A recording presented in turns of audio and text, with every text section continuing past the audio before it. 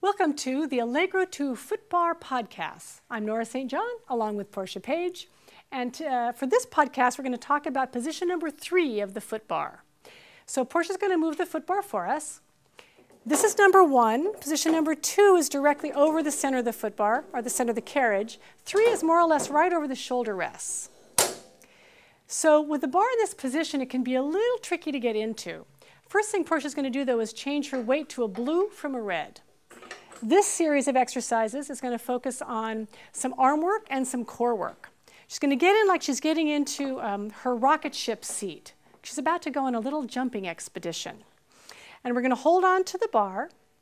Now, this is going to look a bit like what we did in position number 4, but she's got a whole different range of motion here. So Portia, would you just push through and straighten the arms so they can see the difference there?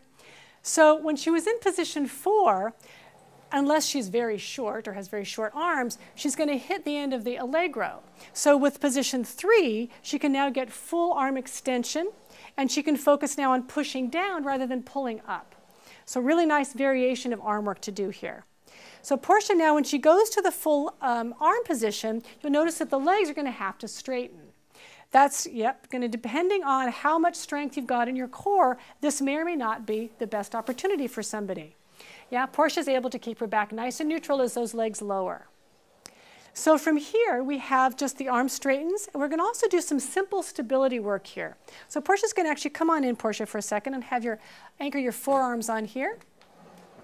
There we go. So this is a way to start developing the stability for all of this work. Portia's anchoring through her whole shoulder girdle, and she's simply going to take some toe taps, one foot down and the other foot down.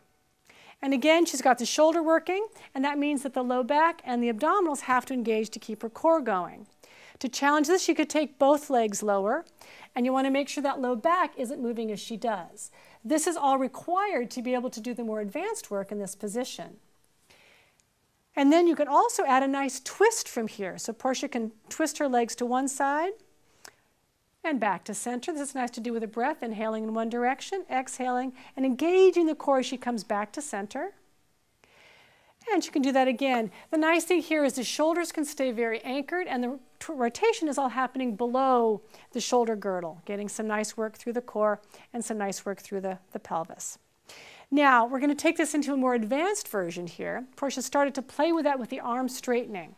Now we're going to add the head lift, which really takes this into very traditional Pilates repertoire. She can do the 100 here, although you can't really pulse the arms, but you can get into the position of it, or she can go into the coordination.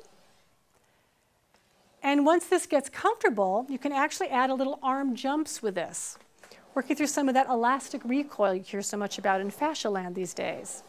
So getting some nice strength. Again, core is working, upper body's working, everything's working together. She's adding some leg variations now with nice big scissors. She can do some stag leaps. She could play with frogs. Lots of options here. So this series, position 3, really just has the stability exercises and then goes into this whole hundreds coordination jumping series. That's position 3.